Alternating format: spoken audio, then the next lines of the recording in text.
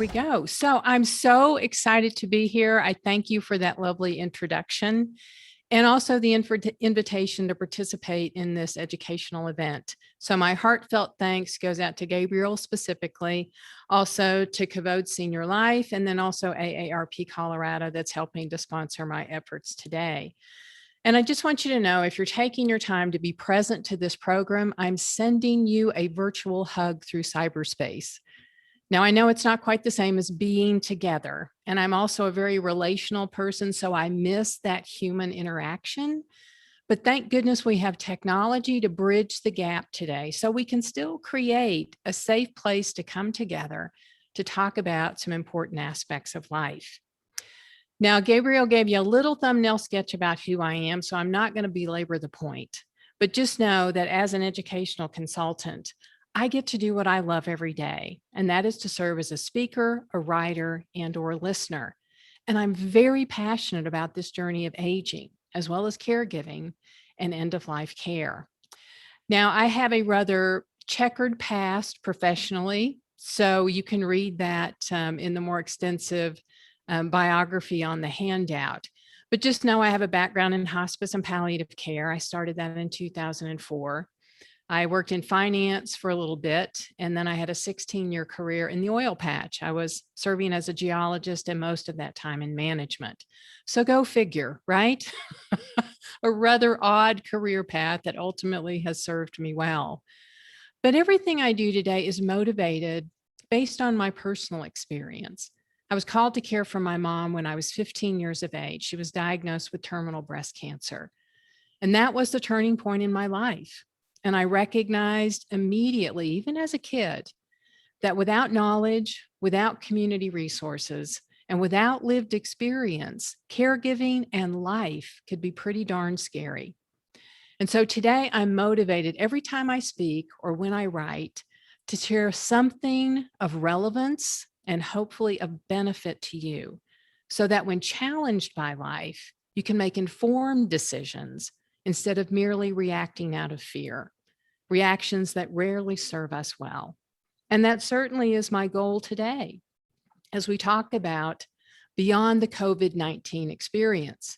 So we're going to chat about this possibility of an afterglow to adversity, things that we can actually benefit from, lessons learned during times of adversity. We can become a little bit wiser, and we can apply those lessons to the journey from this point forward. So for our time together, we are going to chat about these four things. We're going to recognize the landscape on which we are living today. And we know that adversity abounds, and it has been for the last 16 or 17 months. And although the context of our conversation today is related to COVID, we also know there has been social and political unrest that has just destabilized the world at another level. So there's a lot going on. So we'll talk about that first, and then we'll look at the afterglow of adversity. What can we possibly learn from times of trial and tribulation that can ultimately benefit us individually as well as collectively? I'll then share a story with you, an image I hope that will help you to imagine this afterglow and to remember the possibilities that are available to us today. And then I'll share some insights and some wisdom from Brene Brown, who's an internationally known researcher. And she has written a book called Rising Strong. And she also addresses, how do we rise to the challenges of life? And how can we move forward? So let's first begin by talking about adversity. Now, our COVID-19 experience, it's hair-raising. Now, I'm speaking in the present tense because the dust has not totally settled on this global pandemic. Now, I know many people are rushing to re-enter and to re-engage life fully because there is a longing to, quote unquote, go back to normal. But I think we have many miles to go before we reach that point in time. So I'm speaking in present day because we still have many challenges. There is still a lot of adversity to deal with. So it is hair-raising today. In fact, it's eye-popping, it is jaw-dropping, it is fear-provoking, and it is anxiety-producing, to say the very least. So COVID-19, it is a frightening and an adverse time. Now, what do I mean by adversity? Well, the definition of adversity is a condition marked by misfortune, by calamity, or distress. So I certainly think COVID-19, a global pandemic, falls under this definition of adversity. And adversity has the potential to break hearts, to shatter beliefs and lives. And we've dealt with a myriad of adversities, obviously health adversities. Now, granted, we had some major concerns about this particular virus, but underneath that canopy of a global pandemic, life was still going on. And so we had health adversities well before COVID landed on our shores. So over the last 16 or 17 months, you may have been struggling with a chronic, perhaps a terminal condition for yourself or within your family, dealing with Alzheimer's or Parkinson's or a cancer of some sort. So we have health adversities. We've been dealing with financial adversities. Many, many, many individuals have been confronted with the challenge of loss of employment, either being furloughed or totally laid off, or perhaps losing their business, a business that may have been in their family for generations. And what a heartbreak that is. So an understatement is to say, yes, life is bumpy, to say the very least. So no surprise that many of us feel frustrated and we feel frightened by this moment in time, by the experience and the journey that we're on. So if we were all together, what I love about being together in person is I can read signs, I can read body language, and you would be able to tell me how you really feel about this particular moment in time. And I have a feeling oftentimes your comments would not be incredibly positive because there has been a lot of loss. There has been a tremendous amount of despair. We're not only dealing with a viral pandemic, we're dealing with a global pandemic of grief. And so this is certainly an adverse time in the history of our world. And it's not only difficult, for many of us, this is traumatizing. Now, if you go out online and you read anything about the COVID experience, you'll recognize that many healthcare professionals are very concerned about this experience of the global pandemic. It's not just difficult, it's traumatizing. And they're worried that this has been a collective trauma, and we are not going to have the mental health resources needed to help all of us to re-enter and to re-engage life in meaningful and beneficial ways. Now, what do I mean by trauma? Well, a trauma occurs when an individual directly experiences extraordinary events that actually threaten survival. Again, COVID falls under this category. These events are outside the range of normal human experience. Again, a global pandemic doesn't just happen every 2 or 3 years. This is historic in its nature. And because it threatens us, it threatens our survival, it's beyond the norm, traumatic times are life-shattering. This is not what we expected. It's not what we imagined. It wasn't even on our radar screen before March of 2020. But once this occurred, what we have to recognize is we have a choice when we are knee deep in the midst of this adversity. We have a choice in how we choose to explain what's happening, the narrative that is going on internally about the story of this experience. Now, I want us to pay attention to that narrative. We all have a unique story, a unique understanding of this situation. And by paying attention to the story that we are writing about our experience of COVID and this adverse time, it actually will inform how we choose to deal with this adversity. Now, Martin Seligman is an expert in positive psychology. He works out of the University of Pennsylvania. And he talks about how our explanatory style determines how we deal with adversity. And he refers to this as the 3 Ps. And we have a tendency to either personalize the story, or the story talks about the pervasiveness of the adversity, or the permanence of the adversity. And it will lead us into a different way, a different mindset, and a different posture in the midst of adversity. And we're just going to touch on each one of these. Now, please realize this is not to blame or shame you as far as the narrative that you're writing, but it is to highlight what are the consequences of the style that you have embraced, and is it leading you in a direction that you really choose to go? So let's begin by looking at personalization. If your narrative around this whole COVID experience is personalized, the situation is all about you. This happened to me. And so my story is focused on my angst and my anxiety and my trepidation. And I'm pushed back on my heels, and I'm a victim of my circumstance. And as a victim, I need to blame somebody. And I'm going to start pointing at different entities and different individuals. And we saw this early on. We were blaming governments. We were blaming systems. We were blaming individuals. A myriad of things were pointed out. But ultimately, after we start blaming, we have to recognize that really serves no purpose. Blaming is somewhat pointless because it doesn't change the reality of our situation. It merely intensifies and magnifies our sense of being a victim. And so we feel powerless in that situation. And so I think that narrative style is not going to ultimately serve us well, leading us to a better place and time. Seligman goes on to talk about the second explanatory style, one of pervasiveness. Now, in this narration, there is no room in the story for anything other than talking about your sense of suffering. And so it's all consuming. We feel like we are being covered up and smothered by the adversity that we are living in. And again, that is not going to serve us well because we become hopeless. Oh my gosh, this is never going to end. This is my reality, and we can't see beyond the moment. So how can we transform that narrative?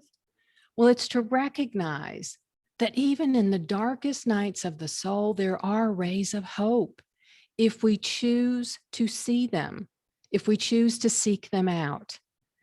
Now, I have to admit to you, in March of 2020 and April of 2020, I was struggling like everybody else. In fact, I was despairing, and I'm not one to despair and to be melancholy. That was one of the few moments in my life that I actually thought I was depressed. And it was very hard to see a glimmer of hope on the horizon. Now, I was very blessed to have a friend that named what I was projecting, and she was really worried about me. And so I became intentional every day, even in the midst of all of the challenges. I intentionally sought out a moment that gave me hope. And so I started a ritual every morning. I would make a cup of coffee. I would go out on my back porch, sit in the chair holding my very, how would I describe my cat? She's a character. So we would start the day together by watching the sunrise. Now I could count on that. I knew that would happen. And so I would revel in that moment.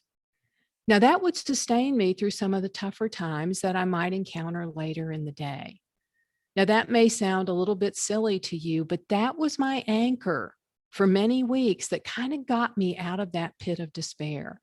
And I didn't feel all consumed by my suffering.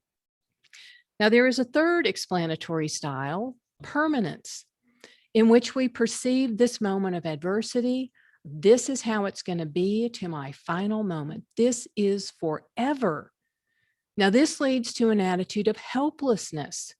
And so we start to see this theme of victimization, hopelessness, and helplessness. Now, when we are creating a narrative that is overwhelmed by permanence of adversity, this is when we need to remember the true nature of life, is that life is a continuous process of change. Things are always changing. Everything is temporary, the good times as well as the bad. Now, I learned this lesson many years ago, and I was lucky that I had this story to reflect back on in the midst of the COVID-19 pandemic. I met a couple in Pueblo, Colorado, probably, I don't know, maybe 8 or 10 years ago. I was doing a program from the Parkinson's Association, a support group, and it was an all-day affair, a workshop. And so at midday, we took a break for lunch, and I had the delight to meet just an amazing couple that was attending. Never met him before. The gentleman had been diagnosed with Parkinson's 20 years before. His wife had been his primary caregiver from that point forward. And they absolutely radiated joy. They were just a delight to be around. And so we were chatting about their experience since the diagnosis. And I said, well, how has that been for both of you? And the woman, the primary caregiver, she looked at me and she said, well, I'm going to be honest with you. She said, initially, I was angry. I was frustrated. I was afraid. I didn't know how our life was going to unfold. She said, I felt totally out of control. I was just not in a good place.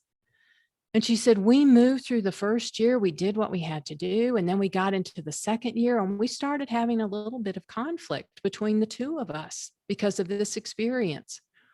And what we recognized is we had to change our attitude.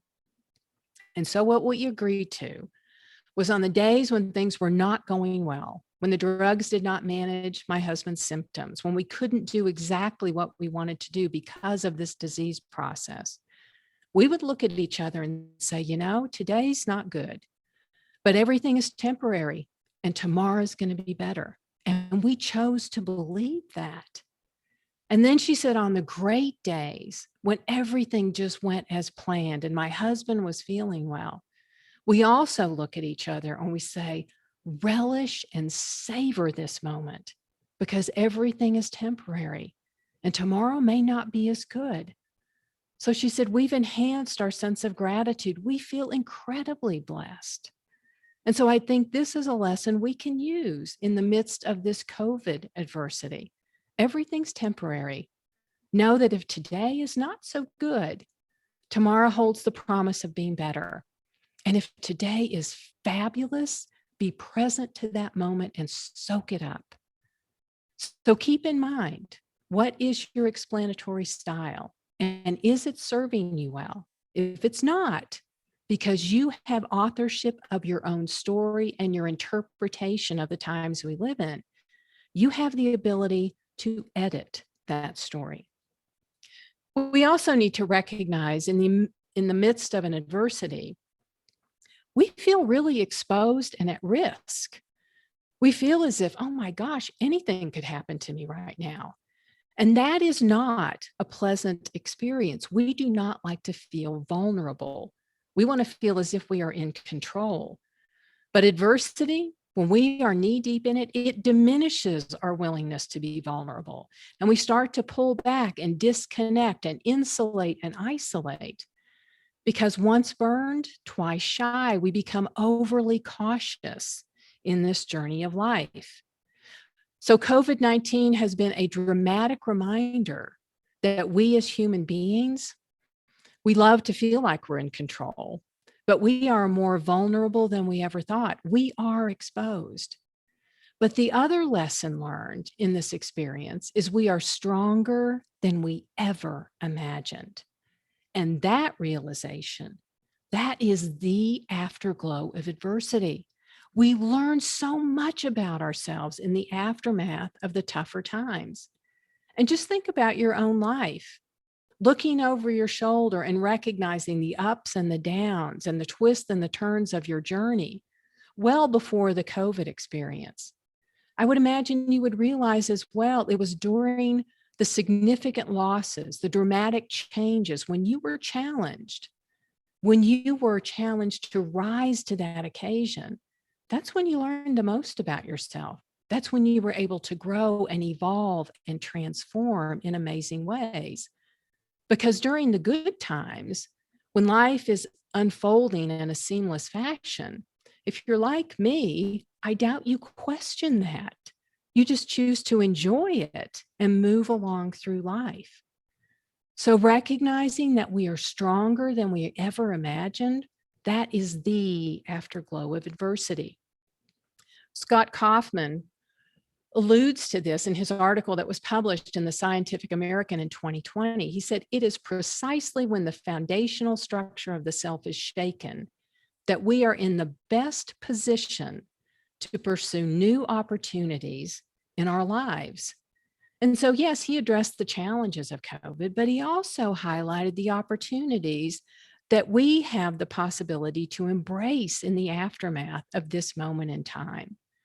So let's look at adversity. Let's look at it and consider, how do we understand it? And how do we react to it? And is that reaction going to serve us well? Well, adversity by its very nature, it is alarming because it's beyond the norm. It's unexpected oftentimes. It's beyond our comprehension. And so adversity challenges our basic assumptions about life.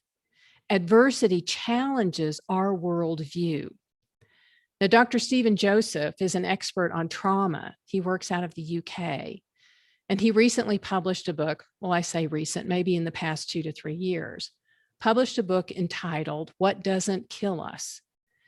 And he notes that in Western culture, there are 3 tenets of our worldview that, whether we articulate them or not, it guides us in how we interact with each other and how we engage life.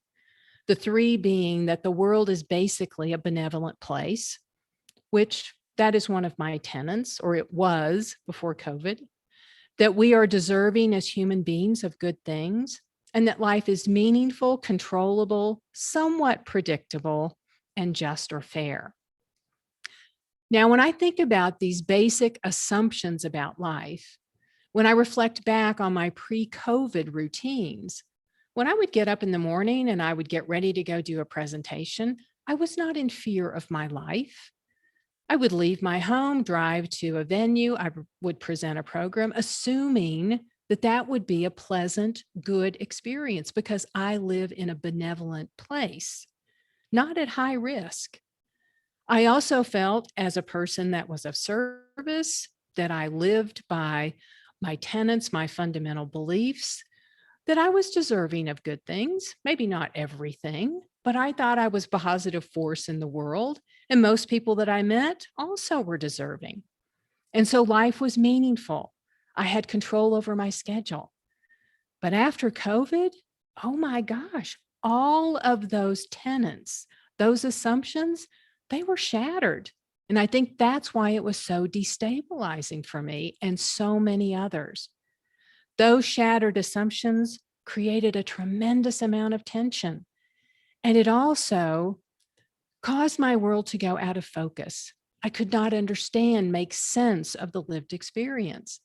And when life doesn't make sense, we hunt for meaning in the midst of adversity. We want to understand why. When no other method of coping proves to be adequate in that moment of trial and tribulation, we raise our hands to the heavens and we're like, gosh, why is this happening? Explain this to me. Help me to understand. Now, meaning is always important to humanity. From the time we are born until the time that we die, we are existential, meaning-making creatures. Now, Viktor Frankl talks about this in his classic book, Man's Search for Meaning. And you may be familiar with this book. If not, I highly recommend it to you. My all-time favorite. In this book, he talks about his experience of adversity, of living 3.5 years in the concentration camps of World War II. Now, that experience reinforced his belief that meaning is the driving force for humanity. And if we have meaning in the midst of suffering, we can transform that experience, not just meaning in the moment, but the ultimate meaning of our life. He also recognized that life does not take shape until it has endured the hammer blows of fate under the white heat of suffering. He said it's in those moments when our mettle is tested, that's when we start to understand who we are and what we are about, and we understand life to a deeper depth. So granted, in those moments, yes, we will suffer. And when we are suffering, we will question because we seek to understand. And once we discern that meaning in the moment and also the ultimate meaning of our life, we will then have the option to choose to endure, to continue on, to persist, not to be broken by life. So adversity, short and sweet, it shapes our lives. It shapes who we are and what we are about. because the search for meaning is transformational, and that search prompts personal growth. Now, the possibility of growth is the keystone to a new psychology of adversity. And you can read more about this again in Dr. Stephen Joseph's book, What Doesn't Kill Me. He describes a different view of adversity in this particular book. He says adversity can be a catalyst for positive growth. It can prompt us to grow and evolve in amazing and sometimes unimagined ways. And that's because adversity oftentimes opens doors to new possibilities and opportunities we would not have discovered otherwise. Now, whether we choose to cross that threshold or not, that's up to each one of us. We can't control everything that happens in our lives. Oh, that we could, right? But as Viktor Frankl taught us, we always retain the freedom to choose a response to life. And that response is vitally important because it will determine the direction that our life will then subsequently take. So, will we choose to grow in the aftermath of COVID-19 after this global adverse situation? Well, I think we're waiting for that answer. We're moving into that answer. But the potential for growth has been recognized throughout the ages by a myriad of individuals. So, for example, consider the sentiment of Friedrich Nietzsche, a philosopher of the 19th century, known to have said, "What doesn't kill me makes me stronger." Now, I'm sure you've heard this. You may be a student of philosophy, of theology, or perhaps you're a fan of country music. Kelly Clarkson has a song by this name, "What Doesn't Kill Me Makes Me Stronger." Another voice that dials into this again is Viktor Frankl, known for his tragic optimism. He noted that there is nothing inherently good in adversity. However, it's possible to derive something good from adversity, to learn from that experience. Then there's Abraham Maslow, who developed the hierarchy of human needs from the most basic to self-actualization. He recognized it's the tough times that provide the greatest learning experience, oftentimes propelling us to move to a higher level of existence. And then there's also most recently Tedeschi and Calhoun, professors and researchers that work out at the University of North Carolina. They coined the term post-traumatic growth. They recognize that adversity can serve as a catalyst for a greater sense of well-being.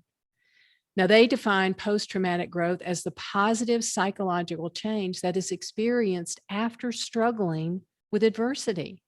And yes, there is the concern about PTSD in the aftermath of trauma and adversity, but there is this possibility for post-traumatic growth as well. Now, whether we grow or not, it's going to be dependent on our chosen response to adversity. And so what are our options?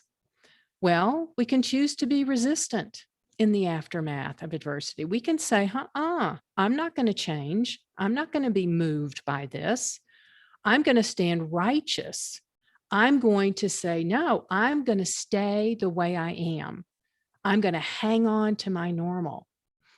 Now, we can do that. What ultimately happens is life will flow around us and move on without us, leaving us in the dust. So this is a missed opportunity if we choose to be resistant. And oftentimes resistance is rooted in fear and uncertainty. Now, another option we have in response is to be temporarily disturbed. So in the midst of the adversity, we realize that we are wise to adapt, to change, to changing circumstances. But what our tendency is once we see the calming, once the dust had settled, we have this inclination to return to our previous normal. We recover. Now, I have an example, and perhaps you can resonate with this. After 9/11, I experienced this. In fact, I started seminary the day after 9/11. So for that first year of my academic training, all the conversations were focused on that particular moment and how we were all so affected. And I went back and reread my journals. I reflected on conversations I had with other students and my professors. And we were all saying, oh, we will never be the same. We will never go back to life as it was. But sadly, as I look back on that, as I read my journals, some of the changes that I had hoped, some of the changes that I was actually promoting, I've left behind. I went back to my comfort zone. So again, I perceive that as a missed opportunity. Now, our third option in response to adversity is this. We can choose to be reshaped by our experience, transformed by adversity, never to go back. In this option, we are forever changed. Our assumptions about life, those will be forever changed. And our window on the world will be dramatically different. We will never see life in exactly the same way. And I think with this particular option, this is when we can leverage all of the lessons learned to our betterment, individually as well as collectively. So adversity, it serves as an existential shock. It changes the way that we choose to exist in the world. And it also illuminates the reality of life. Life is uncertain. Life is ever changing. And I know that is challenging for human beings because we love our status quo. We love to feel as if we are in control and we are charting our own individual path. But it is ever changing. We are always in transition. Adversity also illuminates the fact that living intentionally, it serves us well. And I think this could be one of the greatest blessings to be derived from this COVID experience, that we live more intentionally and we have a greater sense of gratitude, an enhanced capacity for compassion, and a deeper empathy for each other. And then finally, adversity illuminates that we are responsible for our choices and that the choices that we make, we will have to deal with the consequences of those choices, either good or bad. So there is tremendous potential for growth in the aftermath, not only of COVID, but of any moment of adversity. And the potential for that growth, that is what fosters hope. When we look to the future, we can imagine perhaps a different way of being. So the question becomes, how do we grow in this aftermath of adversity, if it is truly possible to do so? Well, just reflecting back on the last 16 to 17 months, I've put together a few things that I've noticed about myself and about my friends, and also people that I encounter on a daily basis. And perhaps you've noticed the same thing. I've seen growth in our appreciation of life for the moment. And I think that is a good thing indeed. That is being intentionally attentive to the lived experience. There's also a greater appreciation of our family and our friends. I think there's more focus on our relationships, realizing that is what truly matters in life. I've recognized an increased compassion and a sense of altruism in individuals.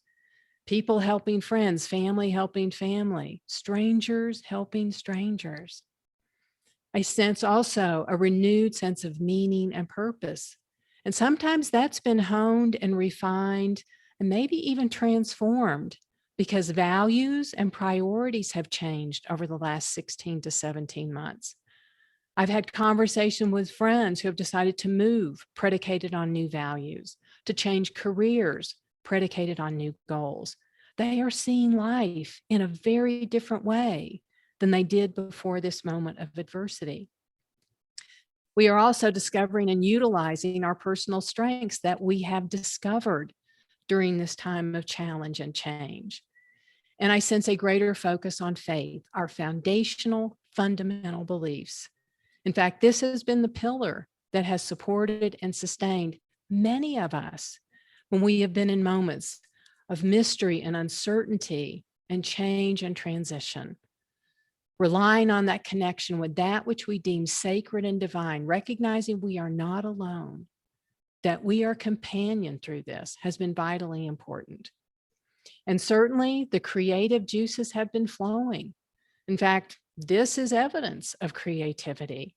continuing to have educational events for community members. We can't be together in person, but we've leveraged technology. We're seeing new ways of working, new ideas about what a job will entail. And as we start this slow re-entry back into life, I think we're going to see more and more evidence of creativity and innovation that ultimately, I think, will serve us well. So step by step, day by day, I think we're surprised by how much we have grown, and we will continue to grow in the aftermath of COVID. And we're realizing that the greater the distress, the greater the adversity, the greater the growth as well. There is a correlation there. Now, there's another opportunity in the afterglow of adversity. We talked about how trauma can be a shattering event. So in the afterglow of adversity, we can pick up the pieces and positively reconfigure our life. So it may not look the same as it did before COVID. Actually, it will not look the same as it did before COVID, but we can reconfigure it in a way that is absolutely extraordinary and life-giving. So when shattered by life, how do we put the pieces back together? Well, I want to share a story with you, a transformational story that I believe is a metaphor for life. It's a story that's contained in Dr. Stephen Joseph's book, but it's also included in many other texts that I've read recently. It's the story of the shattered vase. And the story goes something like this. There was a gentleman who owned a priceless vase, porcelain. It was absolutely gorgeous. But it wasn't just priceless because of the actual vase. It was the story that came along with it. It had been handed down generation to generation within his family, and it was a prized possession. And so it had a place of honor in his study. It was on a pedestal, and he could see it every day. Now, on this one morning, he was running a little bit late getting to the office. So he ran into his office, grabbed his brief bag, and he hit the pedestal where the vase resided. And so the vase started to wobble, and sadly, it fell over the edge, and it shattered into what seemed to be a million pieces, a shocking turn of events. Now, the gentleman is standing there in absolute dismay, and he's looking down at his gorgeous vase, and he's thinking, oh my gosh, I can't believe this happened. And then he thinks, okay, so what are my options? What will I do with all of these pieces? And so he started thinking, well, I guess I could try to restore the vase to its original condition. I could take all of those pieces and glue them back together so it would appear just as it had before. But as he started sorting through the pieces, he recognized that there were just very tiny shards of porcelain. There was no way he would be able to put back together. So he recognized he would always see the cracks on the veneer of that vase. It was not going to go back to normal. So he thought, well, that's not a satisfying answer. So then he thought, well, I guess I can just throw up my hands and say, all is lost. This is not salvageable. I'm just going to get a broom and a dustpan, put it in a garbage bag and throw it out. I'm going to despair. And then he thought, oh, I can't do that. This is part of my family history. Somehow I need to retain this in some way. So then he started thinking a little bit more creatively. He started looking at the various pieces and he started imagining them coming together in a little bit different way. He reconfigured them. And so he reconfigured all of the pieces of that gorgeous vase into something still equally beautiful, a mosaic. It wasn't the same form, it wasn't the same shape, but oh my gosh, it was gorgeous. And actually, it was more priceless at this point because now there was another layer of story associated with this particular mosaic. And so he took great delight in this particular option. And we can as well after a shattering event. That reconfiguration of the pieces of our life, it allows for a renewed sense of balance and wholeness. Now, this is very reminiscent of an ancient art that was honed and refined in Japan called the art of Kintsugi, and you may be familiar with it. It is also an art that figures out how to put the pieces back together of broken pottery. But instead of hiding the flaws, hiding the cracks in that recreation, reconfiguration, the cracks are actually accentuated, and it adds to the beauty of the final product. Mixing adhesives with platinum and silver and gold, it is in the fractures that the beauty is enhanced. And so for we as human beings, as we are picking up the pieces of our lives, it's not to discount that we have been shattered by life. In fact, that's a learning, that's a recognition. It's part of who we are now. So we don't want to diminish that, but it's leveraging that experience to move into life in a little bit different way, a different shape, a different form, but whole, complete in that continuation of the journey. So we can transform adversity into our advantage if we choose to. We can rise to this challenge and to any other challenge that we will encounter down the road. Now, how do we do that? Well, I want to share with you the wisdom of Brené Brown. She recommends Rising Strong, the title of her book. Now, I would hope that many of you have heard of Brené. She is a researcher out of Texas. She has a company now in which she develops podcasts. She's an international speaker. She's a researcher. She's a social worker by trade, but she is just a phenomenal voice in this world. And she's incredibly motivational and inspiring. And she talks about how we deal with adversity in a 3-step process, beginning with the first step of the reckoning. Now, we had our reckoning in March of 2020 when COVID landed on our shores. That's when we were confronting the reality of our situation, of being in the midst of a global pandemic. Now, this can be a shocking, shattering moment in time. But once we get over that shock, sometimes once we get over that denial, then in the midst of this reckoning, we have the opportunity to embrace our reality and then choose a response to life. And hopefully that response will say, keep pedaling, keep moving forward, which moves us into the second stage, which is the rumble. Now, what we've been doing for the last year and a half is we've been rumbling with the COVID-19 reality. We've been struggling to understand the virus, to understand the changes in our world, and to understand how we are going to move forward.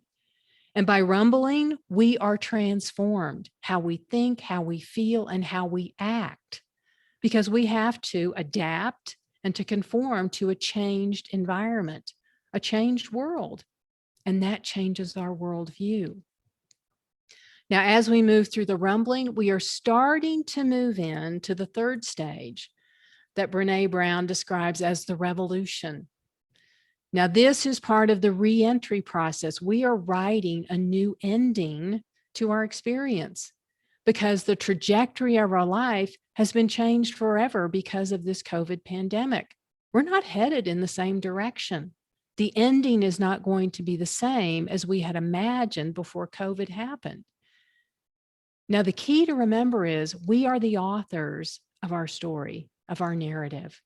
And we should not abdicate that authorship to anyone because only we know exactly how we choose to move forward. This is an opportunity. I think it's also a responsibility to write that new ending. And in that writing, in that narrative, this is where we weave the lessons learned over the last year and a half into our narrative, into the fabric of our being. And that will make all the difference in the subsequent ultimate ending of our journey. Now, Brené Brown actually summarizes the entirety of her book, Rising Strong, in what she refers to as a manifesto for the brave and the brokenhearted, those who have experienced adverse situations in their life. Now, you can find this on the internet just by Googling the manifesto by Brené Brown. But I want to read this to you today, just so you can Hear what she has to say, be inspired by her words, and contemplate this process of the reckoning, the rumble, and then the revolution. So, the manifesto of the brave and the brokenhearted. There is no greater threat to the critics and cynics and fear-mongers than those of us who are willing to fall because we have learned how to rise. With skinned knees and bruised hearts, we choose owning our stories of struggle over hiding, over hustling, over pretending. When we deny our stories, they define us. When we run from struggle, we are never free. So we turn toward our truth and look it in the eye. We will not be characters in our stories, not villains, not victims, not even heroes. We are the authors of our lives. We write our own daring endings. We craft love from heartbreak, compassion from shame, grace from disappointment, courage from failure. Showing up is our power. Story is our way home. Truth is our song. We are the brave and the brokenhearted. We are rising strong. So words worthy, I think, of reflection. So in conclusion, by basking in the afterglow of adversity, we embrace hope. We embrace hope for better days ahead.